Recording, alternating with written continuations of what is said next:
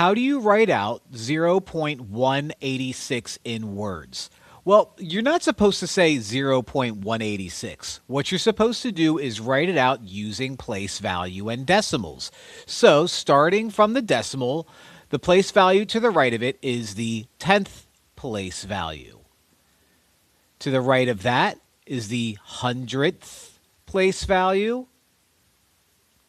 And to the right of that is the thousandths place values. Thousandths place value. So the way I actually write this out is 0 and 186 thousandths.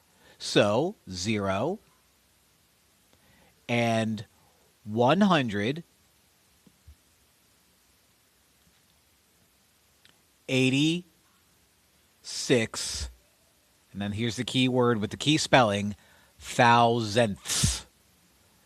And that's supposed to be an O. Thousandths. Don't forget that TH at the end. Thousandths.